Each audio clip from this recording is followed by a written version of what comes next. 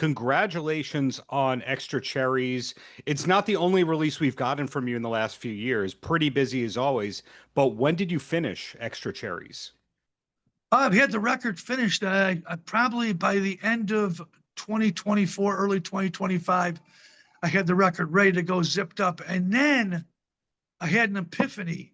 I had a song that I found on my hard drive of me, Neil, Sean, and Donnie back in the old days with no vocal. I thought was incredible. And just the music, it was all one take, the band in the studio playing. Maybe we did two takes, but I just kept the one. It was just the band bashing out a song in the studio during a little time out of our schedules while we were recording. It was I think it was after the Strength record, right before Animals and Human Intelligence. And I did a record last year with Robert Fleischman, who wrote Wheel in the Sky and Anytime with Neil Sean back in the day. His solo record's called Emotional Atlas, and he had me play bass on the record. It's mostly like an EDM record. It's a lot of Moog synthesizer stuff and Robert's beautiful pipes. And I just thought, why don't I get Robert back and have him sing a song where he's with Neil Sean one more time after 40 years and have them guys performing together. I think it'd be fantastic. Yeah, and that's I talked to notable... Robert about it. Robert got in a plane, flew to Chicago. We recorded a song. I'm not kidding you, Darren. It was one take. Went in there, sang the song. He goes, "What do you think?" I said, "We're done." I sang some harmonies to it, and that was it. And that was the last song that was recorded for the Enuff Z'Nuff Extra Cherries record. The rest of it's stuff that I did. Some of the songs were written, Heavy Metal was written back in 2017. A Zillion Miles Away was written in the 1990s, where I redid the song and had Steven Adler play drums on the track. And he did that one, I think, in 2011 or 2010. So a lot of the songs, they're new to the people, but they're older. Those are older songs for me, but what once was old is now new again. And that's as far as I'm concerned. This is a brand new rock and roll record that Enuff Z'Nuff is putting out, exposing everything that we've went through in the last 40 years. Well, speaking of everything old being new again, when I mentioned that you've been busy the past few years, I loved the 1986 demos that Cleopatra put out last year. And my biggest takeaway was how Enuff Z'Nuff didn't really need a producer or a major label. You guys had the sound even before you had the deal. No, Darren, thank you for recognizing that, because Donnie and I, it was us against the world.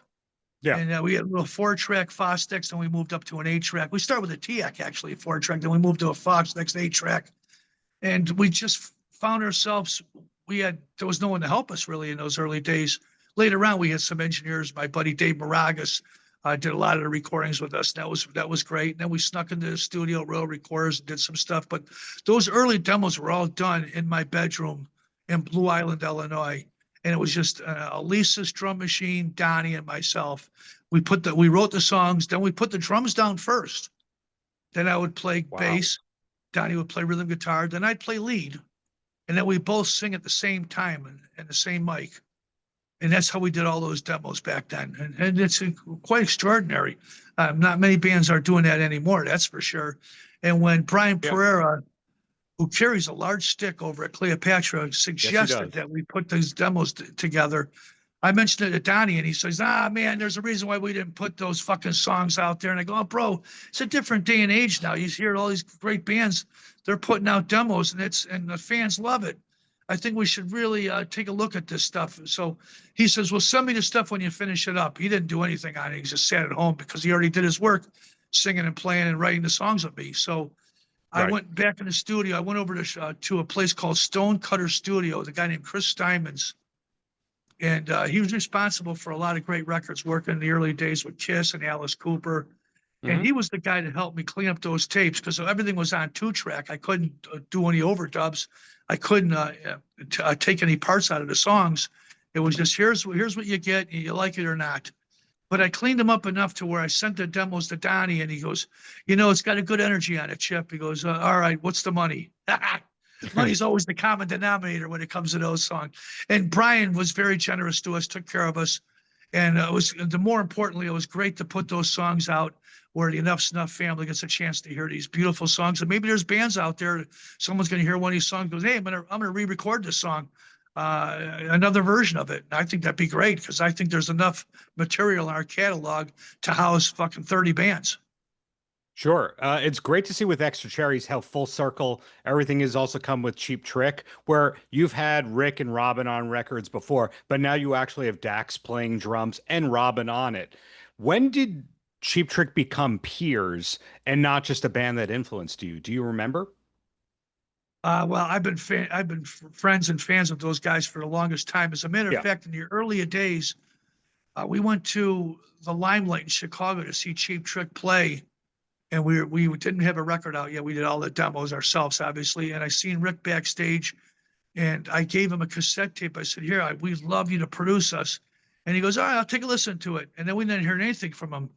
So we were lucky enough there when Doc McGee from at the time he was managing Bon Jovi and Scorpions and Motley Crue. He came to see us over in Lake Geneva, Wisconsin. He took our demo tapes and he said, "I'm going to give them to my friend over at Atco Records, a guy named Derek Showman, who used to be the singer Who from a signed band Bon called Gentle Jovi. Giant." Yeah.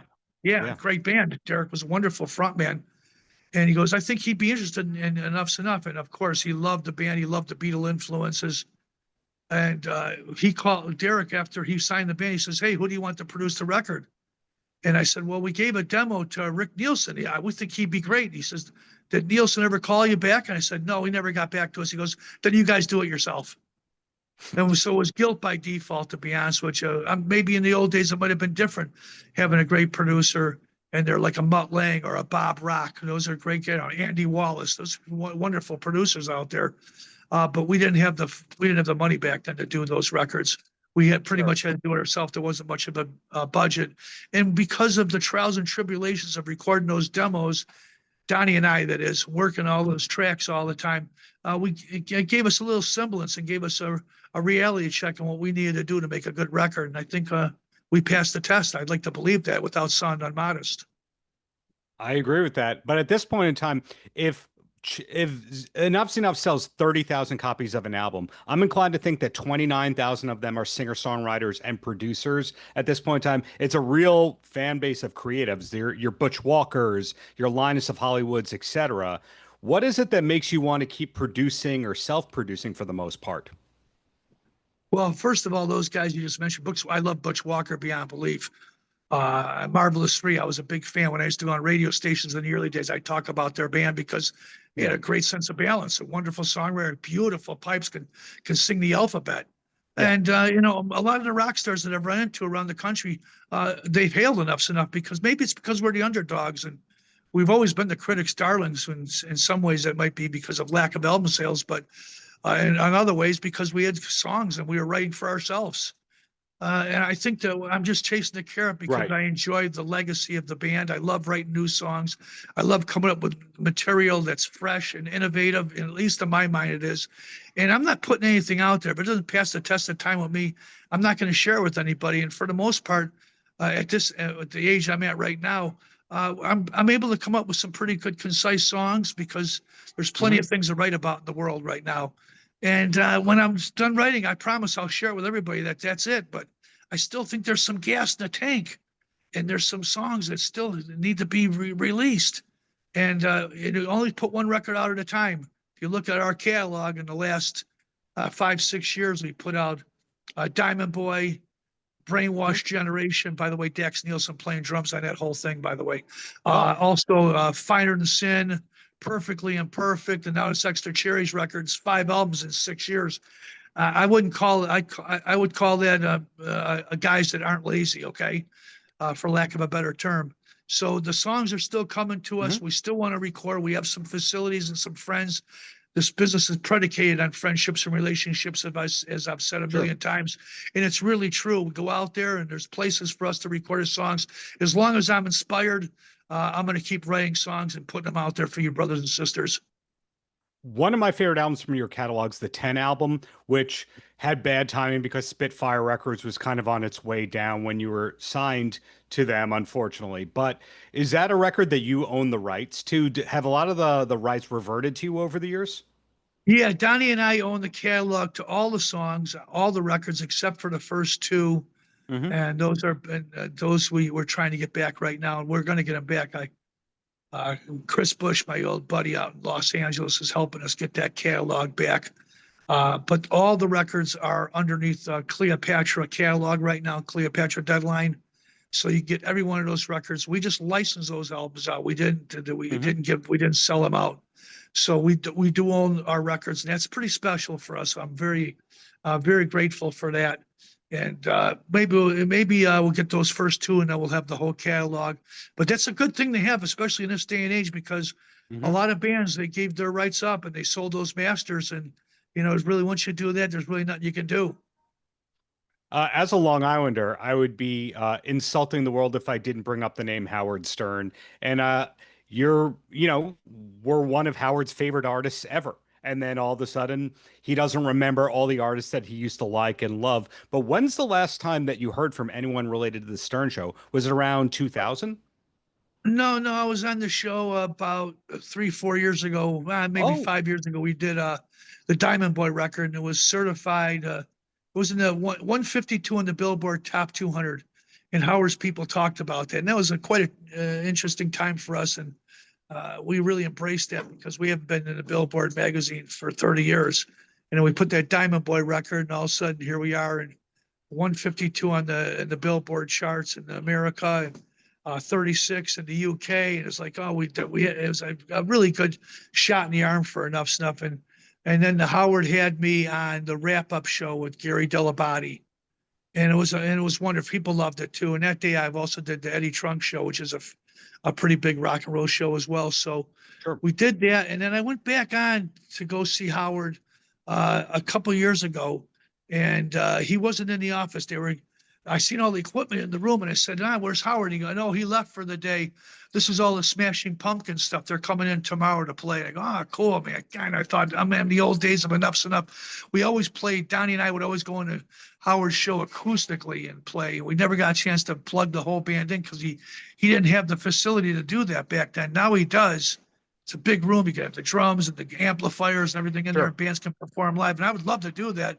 We just never got the chance to do it. And I ended up doing Eddie Trunk's show that day, and I met a couple other people too at the Sirius XM building. They were all very kind to me, and I asked Gary if I could get a plug on our show that we were playing in New York, and he obliged, and he was nice and let everybody know that Enuff Z'Nuff was playing out in New York.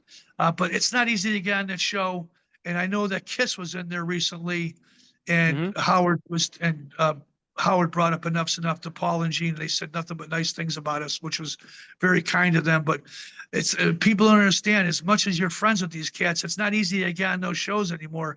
Yeah, they need some kind of story that's going to really elevate your perception to get back on there again. So I never give up. Perhaps one day Howard will have us back on again. But just to talk about us, I'm very grateful for that as well. I apologize for not knowing about the last appearance. I'm going to have to do some research and watch that on YouTube, and I'll put a link to all that kind of stuff. And yeah, I did. I did, Darren. I did something really cool with him too back in 2010, 2011. Sure. Where me and Steven Adler went on. Steven came out with his book, My Appetite for Destruction, and then I went on the show with him. And Howard was so kind. He says, before we start this interview, Steven, I want to talk about Chip Stuff, what a great musician and songwriter he is. It was just it's really good for my ego, that's for sure. And I think we got in a little trouble that day because we were smoking pot in the bathroom there. And we always do that there. Gary Delabate, his producer, always says, guys, please don't smoke any pot. And we said, no problem. We won't do anything. And then, of course, we went in and we broke the rules because that's what rock and roll bands do. Inevitably, they do. So I have two more questions, and then I'll let you go. And the first one is, how do you feel about the term power pop? Because sometimes people lump in Enuff Z'Nuff with power pop, but every artist that I know that is a power pop artist hates that term. Yeah, I'll take power pop over hair metal, that's for sure. Hair metal is a term about a guy behind a desk at a record company who used to be a musician. He failed miserably at what he does, and now he's going to critique us. I don't think it's a fair term. And hair metal, it should have been all those bands that were in there at hair metal, because we all had long hair. We were all colorful, and we all wore makeup, and everybody had, Metallica in the old days. They'd be considered a hair band back then. Guns N' Roses, hair band back then. They're not hair bands, I don't think, but they'd be considered that back in the old days for sure. Yeah. But somehow it slipped through the cracks, and they just gave that a tag to bands like us, and I don't think it's fair. I'll take power pop any day of the week. The one thing about Enuff Z'Nuff, Darren, that it sets us apart from a lot of the groups is a lot of the journalists around the country didn't know what to call Enuff Z'Nuff in those early days, because we were amalgamation of pop, rock, heavy metal, alternative. We were a potpourri of all that great stuff. Sure. And so people didn't know what to call us. But I just think, we were alternative before alternative at the end of the day, to be honest with you. But if anybody calls us power pop, who cares what you call us, just as long as you call us. I see what you did there. I mean, Matthew Sweet basically was Enuff Z'Nuff with those early 90s records. But hey, what could have been? Anyway, the last question. All we really know about Chip Z'Nuff is the music in your Chicago area guy. What's the main hobby or passion when you're not busy with the day job of rock and roll? Well, I've recorded so many records throughout the years, and every single year I stay busy, whether I'm playing with the Choir Boys or Black Eyed Sons or doing the ZFM records, Zen from Mars, or I'm playing with Enuff Z'Nuff stuff, or just working with any artists that are out there, Robert Fleischman's record.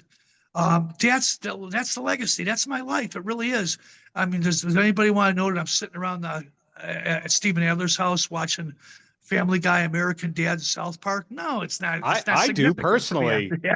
I personally actually pretty good. Yeah, he's Chippy, roll up some oxygen, which means roll a joint. He's clean though, so I like that. I'm very proud of him. But for the most part, for me, it's about spending time sometimes with my family when I get a chance to. I got a lovely wife, great daughter, a wonderful father. I got a good family, good people in my life, cousins and neighbors and loved ones I like to hang out with. I think I've been pretty selfish with my career, where I just want to put records out there and get the story out there and go on tour and maybe see the whole world, everywhere. I want to play every single state, every single country in the world. That's something, that's a bucket list for me. I want to meet people from all different cultures. I want to share my music 24/7, 365 days of the year. Wow. So when you're not doing rock and roll, you're doing rock and roll. That's the answer. That's right, Darren. Yeah, I'm guilty as charged. Well, thank you for the decades of great art. Hope to see you live in New York in the near future, and congrats on Extra Cherries. Darren, thanks for taking time out of your busy schedule and your massive show and having me on. It really means a lot to me. Quick shout out to Amanda and ABC PR, who have done a wonderful job getting me on these great shows. And of course, my record company, Cleopatra Records. Without them, I'm putting records out on my own. Paltrocast.